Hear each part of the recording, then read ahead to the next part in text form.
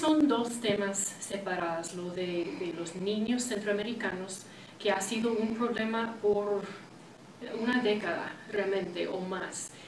Pero en los últimos 3 años ha sido un aumento del número de niños que están cruzando. En los últimos 3 años han sido el número crecer, creo que fue desde como 20,000 hasta 90,000 este año pasado. Niños de Centroamérica han cruzado la frontera buscando a sus papás, buscando a otros familiares que llevan tiempo aquí en Estados Unidos.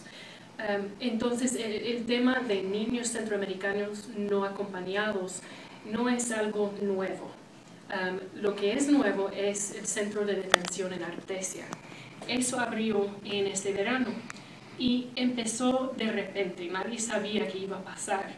Y el gobierno escogió un lugar tan lejos de ciudades, tan lejos de abogados de migración, para que nadie supiera que ellos estaban ahí. Y no son solamente niños ahí, son familias. Es uno de los centros de detención, solamente hay 3 en toda la nación, que tienen familias detenidas juntos. Pero la palabra familia quiere decir madres con sus hijos. Realmente no sabemos dónde están los papás de esas familias. Nosotros preguntamos ahí en el centro dónde están los papás y nos dijeron, nosotros no sabemos. Es posible que los separaron cuando cruzaron la frontera y la patrulla fronteriza los agarró en la frontera y están en otro centro de detención para hombres, pero realmente nosotros solo recibimos a la gente que el gobierno nos manda y no sabemos. Entonces, ahí en Artesia tenemos familias de madres con sus hijos de la edad de unos meses, 3 meses, hasta la edad de 17. Las mamás ahí están en dormitorios con cuartos que contienen como 8 camas por cuarto. Y las madres se pueden quedar con sus hijos si tienen menos de 13 años. Pero los niños de 13 a 17 años tienen que estar en otros dormitorios lejos de sus mamás, porque el gobierno teme tener a esos niños de esa edad junto con niños más chiquitos. Entonces hay un problema que las familias no se están manteniendo juntas. Pero los problemas más grandes que yo veo de la perspectiva de una abogada es que hay una falta del proceso debido. Y proceso debido es algo que la Constitución garantiza a cualquier persona que está en nuestra tierra, no importa su estatus legal. Los refugiados de Centroamérica tienen derecho a un proceso ante un juez y un proceso de ciertos pasos. Y lo que el gobierno está haciendo en Artesia es acelerar el proceso tanto que muchos de esos pasos requeridos no estén pasando. Están acelerando todo para deportar a mucha gente muy rápidamente y hay personas que podrían calificar bajo la ley de asilo político para quedarse, pero sus historias no son escuchadas por nadie. Entonces, con lo que usted nos ha comentado, por lo que yo la he escuchado decir, la ley no es justa.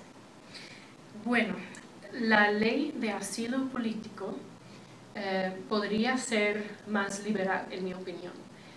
Asilo es algo muy difícil de ganar bajo la ley actual de inmigración. No es para personas que están huyendo de cualquier situación de violencia. Por ejemplo, una persona que está huyendo de México, de la situación en general, la violencia, la corrupción, extorsión, esas personas realmente tienen muchos problemas calificando para asilo, porque hay que comprobar que el gobierno o un grupo o persona que no puede ser controlada por el gobierno está persiguiéndote basado en tu raza, tu religión, tu opinión política, tu nacionalidad o por pertenecer a un grupo social específico, como por ejemplo si una persona es homosexual y es perseguido por el gobierno basado en esa razón. Así que es un análisis muy complicado que tiene que tomar lugar ante un juez y con un abogado de inmigración. La ley entonces está más o menos, podría ser más liberal para incluir a más gente que está huyendo de tipos diferentes de violencia. Lo que está pasando en Artesia, que es en contra de la ley que existe, es que no están siguiendo la ley de proceso debido. Los detenidos ahí reciben noticia de su audiencia unas horas antes de que tengan que ir ante el juez para presentar toda su historia. Tal vez han tenido la suerte de tener contacto con un abogado, tal vez no. A veces los levantan en medio de la noche para prepararse para su audiencia ante el juez, pero ni saben para qué es. No han tenido tiempo para comunicarse con sus familias, con sus abogados, y están yendo ante el juez sin saber quién es el juez y dónde está el juez.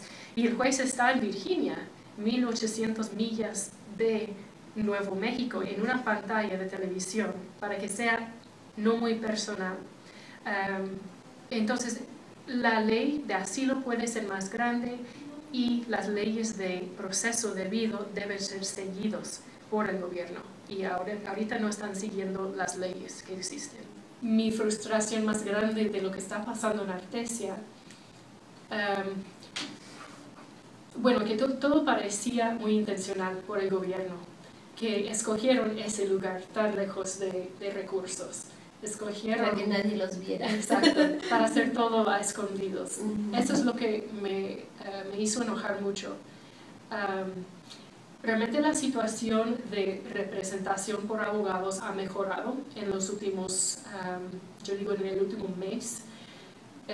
Hay una red de abogados nacional que se llama la Asociación de Abogados de Inmigración Americano. Y esa asociación está mandando a abogados de todos los estados de Estados Unidos por una semana, tal vez 2 semanas, para representar a los detenidos ahí. Y así en 2 semanas pueden ver un caso desde el principio hasta el final, cuando el juez tome la decisión si la persona se puede quedar en el país o no. Entonces ya hay acceso al centro mejor que en el pasado. Esta semana la primera persona ganó su caso de asilo, una mujer de Honduras que estaba huyendo de una situación de violencia doméstica. Y en esta semana, perdón, fue la última semana que un caso muy grande sobre violencia doméstica fue decidido en una corte más alta. Y eso es un precedente para casos en el futuro para víctimas de violencia doméstica en otros países. Para personas que están huyendo de eso, ya hay protección aquí en este país. Entonces, basado en ese precedente, un caso finalmente ganó en Artesia. Bueno, es algo muy bueno. Muy bueno. Es algo muy bueno que pasó y nos da mucho gusto, ¿verdad? Claro. Y usted así, su manera de ver o su perspectiva, cómo afecta toda esta situación a nuestra comunidad inmigrante, a nosotros mismos, a Albuquerque o a todo Estados Unidos. ¿Cómo lo ve usted? Bueno, todos los inmigrantes están en situaciones diferentes, ¿verdad? Cada caso es diferente, pero yo espero que esta situación pueda unir a todos los inmigrantes, no importa su situación. Si ha estado aquí 10 años, 15 años, aun si no está huyendo de ninguna situación de violencia, quiero que todos podamos unirnos en contra de lo que está pasando en Artesia para estas personas que la mayoría son refugiados, no son personas que están buscando cosas económicas. Algunos sí, seguramente, pero algunos otros son refugiados que realmente necesitan protección. Todos tenemos que luchar en contra de un gobierno que no provee el proceso debido a la gente que no son ciudadanos de aquí, un gobierno que no provee cosas que se requieren bajo las leyes de derechos humanos, protección para niños. Tenemos que luchar en contra de esas cosas juntos, no importa de qué país venimos, pero es una cuestión de humanos. ¿Usted pidiera apoyo o pidiera ayuda, o sea, por ejemplo, a nosotros, ¿qué nos diría usted o qué nos pediría usted que nosotros hiciéramos y que pudiéramos ayudar o que pudiéramos hacer, no sé, cualquier cosa, ¿verdad? No sé, apoyarla o no sé, ¿qué es lo que usted piensa que si la comunidad pudiera ayudar? Ajá. Bueno, ya hablé de falta de recursos y realmente eso es la manera en que la comunidad puede ayudar. Nosotros tenemos una historia de 5 años ahora de ayudar a los niños no acompañados y repito que en Artesia es una situación diferente, son familias, pero nosotros hemos estado representando a niños no acompañados por 5 años de Centroamérica que quieren reunirse y quedarse aquí con sus familias. No tenemos fondos para representar a esos niños, pero lo hacemos de todos modos. Siempre estamos tratando de recuperar esos recursos. También si tuviéramos recursos para contratar un abogado de tiempo completo para ir a Artesia y vivir en Artesia y estar ahí siempre para llevar 40, 50 casos a la vez. Eso sería nuestro sueño, pero es mucho dinero para crear una posición de la nada. Pues sí, Entonces, eso también diría, ¿verdad? Y a veces nosotros también tenemos familia que mantener, ¿verdad? Pero no sé, a la vez cuando se crea una organización y lucha por un objetivo, a lo mejor se lleva a cabo, ¿verdad? Pero también a veces necesitamos, por ejemplo, como líderes que organizan y con eso, no sé, podríamos hacer, o sea, muchas cosas, ¿verdad? No sé, una idea bien brillante de usted. Bueno, la solidaridad siempre es valorosa. Si la comunidad se puede unir alrededor de este asunto y educar el uno al otro sobre los derechos, que los inmigrantes tienen derecho de ver un juez antes de ser deportado, que tienen derecho a un proceso, aunque sean refugiados de otro país. Porque muchos de los inmigrantes en Artesia que están detenidas, ellas no sabían que tenían derechos para ver un juez.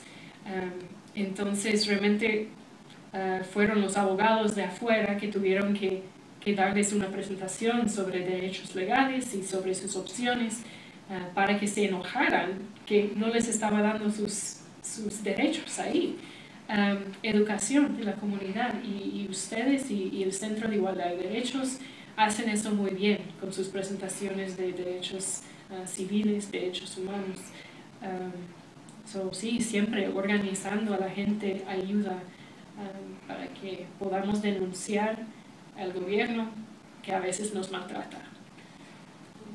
Y sí, ¿verdad?